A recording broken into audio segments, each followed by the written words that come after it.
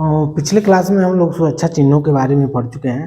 आज का जो हमारा टॉपिक है वो है फायर एंड सेफ्टी। ठीक है, तो इस क्लास में बेसिकली हम ये जानने की कोशिश करेंगे कि आग कितने प्रकार के होते हैं, उनको कितने भागों में बांटा जा सकता है, आग लगने के मुख्य कारण क्या क्या होते हैं, और उनको किस प्रकार के फायर एक्सटिंग्विशर का उपयोग करके उनको बुझाया जा सकता है। ठीक है, तो सबसे पहले अगर बात किया जाए कि फायर, आखिर फायर क्या है, तो आप ध्यान से अगर कभी नोटिस किए होंगे तो फायर जो होती है एक रासायनिक प्रक्रिया होती है।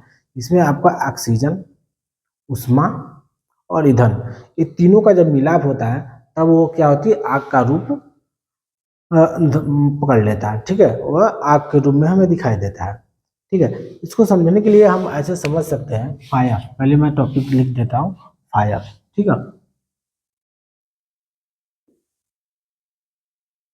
Fire and safety, fire and safety हमारा टॉपिक है। इसके बाद जिसमें हम लोग क्या करेंगे, आग के बारे में जानेंगे। यदि आग की बात किया जाए तो आग मुख्यतः, आग लगने के लिए तीन कारकों का होना जरूरी है। ठीक है, प्रथम जो कारक होता है वो आपका होता है ऑक्सीजन, वो आपका हो गया ऑक्सीजन। ऑक्सीजन, दूसरा जो आपका प्रमुख कारण होता है वो होता है ईंधन। ठीक है, क्या होता है, ईंधन।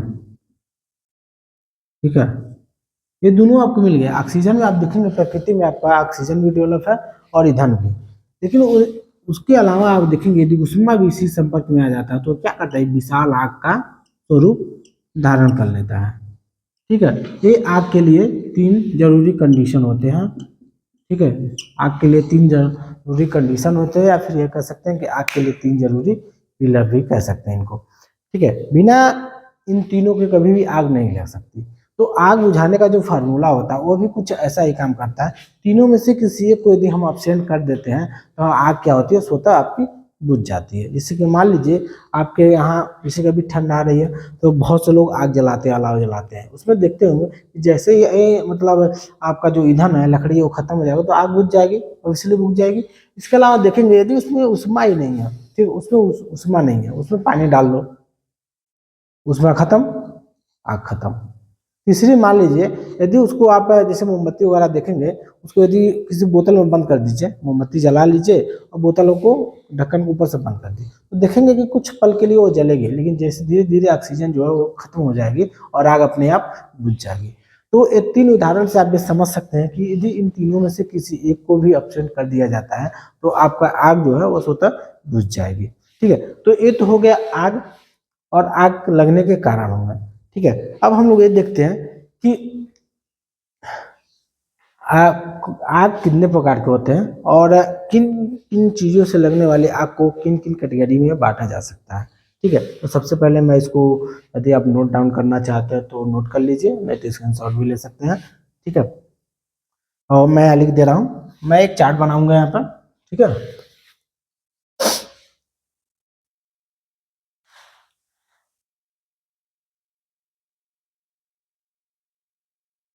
सबसे पहले मैं लिखूंगा आग लगने के प्रकार।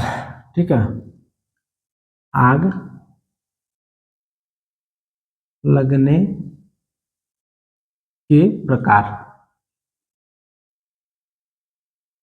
सेकेंड, आग बुझाने का उपाय। आग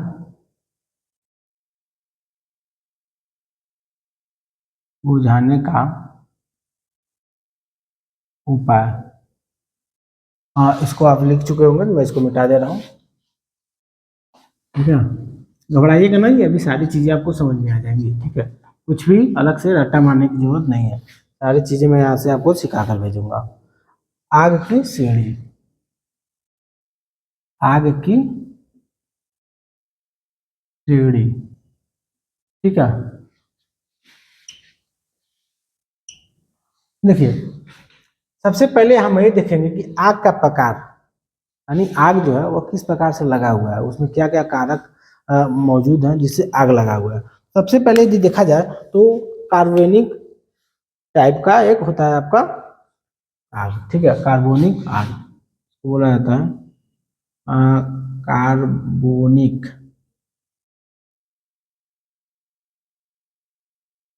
आग, कार्बनिक आग या कार्बनिक फायर भी बोल सकते हैं। ठीक है, आग पहला हो गया। अब देखिए कार्बनिक टाइप आग में क्या क्या चीजें आ सकती है, इसमें देखेंगे तो इसमें आपका होता है लकड़ी, कागज, कागज, कपड़ा, ठीक है, लकड़ी, कागज, कपड़ा,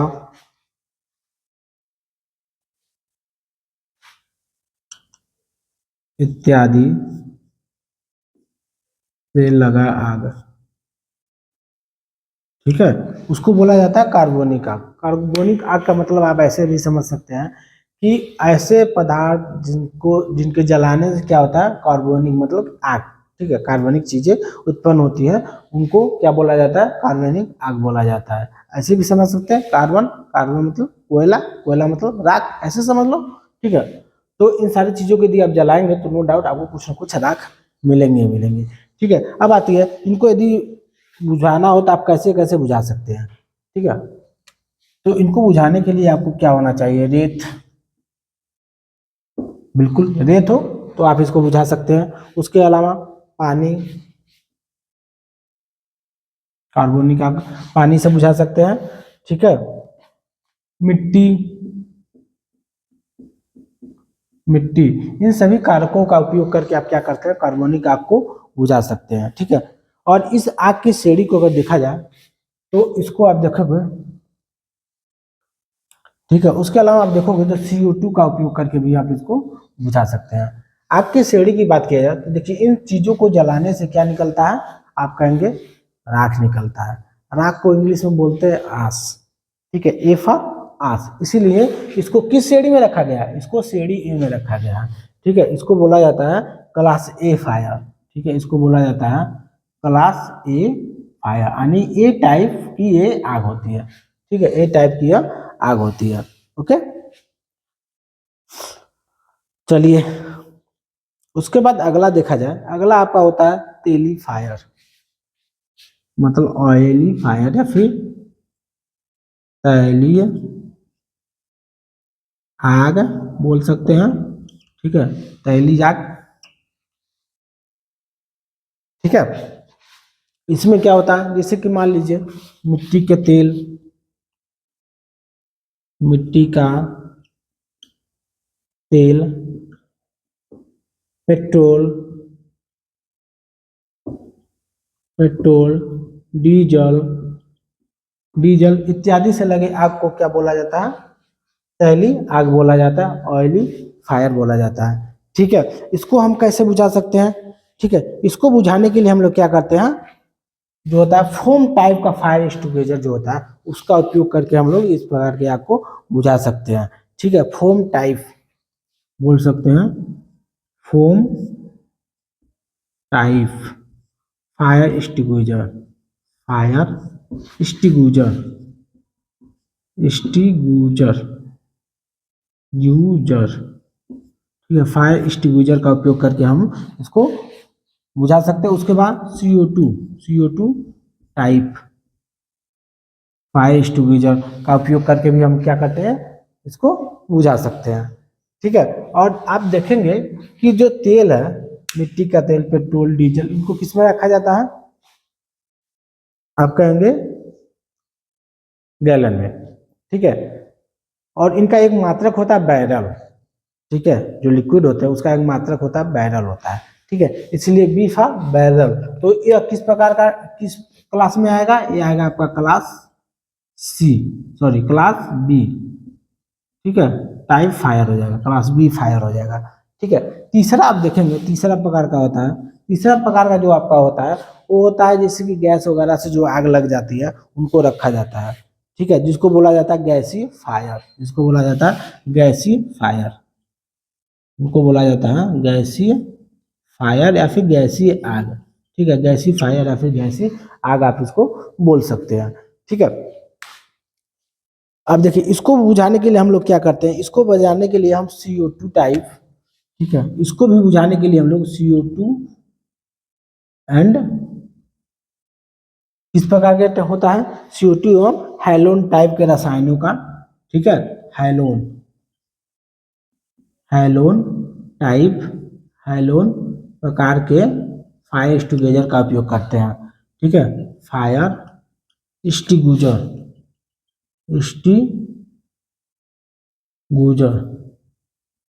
का उपयोग करते हैं, ठीक है, फायर टाइप का एक्सटिंग्विशर का उपयोग करते हैं। आप देखोगे गैसीय ऑयल में क्या क्या हो जाएगा, जिससे मान लीजिए गैस के कारण, ठीक है, गैस इत्यादि के कारण यदि कोई आग लग जाती है, ठीक है, जैसे एलपीजी हो गया, ठीक है, एलपीजी हो गया, अन्य जो गैसेज होती हैं उनके कारण यदि आग लग जाती है तो उनमें रखा जाता है, ठीक है, ब्यूटेन हो गया, प्रोपेन हो गया, ब्यूटेन हो गया,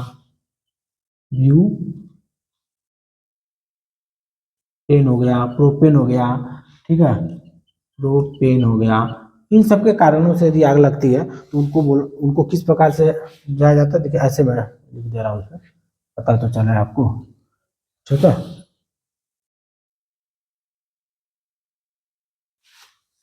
ठीक है, तो उनके लिए CO2 और हाइलोन टाइप के जो फायर एक्सटिंग्विशर होते हैं उनका उपयोग करके इनको बुझाया जा सकता है, ठीक है। अब देखिए, आप देखेंगे गैस जब किसी गुब्बारे में भरते हैं तो गुब्बारा कैसा होता है, गोल होता है, आधा पर से काट देंगे तो आप देखेंगे सी जैसी कुछ आकृति आपको देखने को मिलेगी, सी जैसी आकृति मिलेगी, यानी सी कैसा होता है, ऐसा होता है, पूरा उल्टा सी जोड़ दो तो गुब्बारा बन गया, ठीक है, बन गया ना। तो आप ऐसे इसको याद कर सकते हैं कि जो गैसी प्रकार के फायर एक्सटिंग्विशर होते हैं, जो फायर होते हैं, उनको क्लास सी में रखा गया, उनको बोला जाता है क्लास सी फायर, उनको बोला जाता है क्लास सी फायर, ठीक है। इसके अलावा आपका आता है चौथा जो प्रकार आता है, ठीक है, चौथा होता है आपका इलेक्ट्रिक फायर या फिर इलेक्ट्रिक आग बोल सकते हैं, इलेक्ट्रिक फायर या इलेक्ट्रिक आग, ठीक है। इसमें जो होता है कि करंट के अलावा इसमें होता है जो आपका करंट से आग लगती है या फिर जो ठोस रसायन होते हैं उनसे यदि आग लग जाती है, ठीक है, ठोस रसायन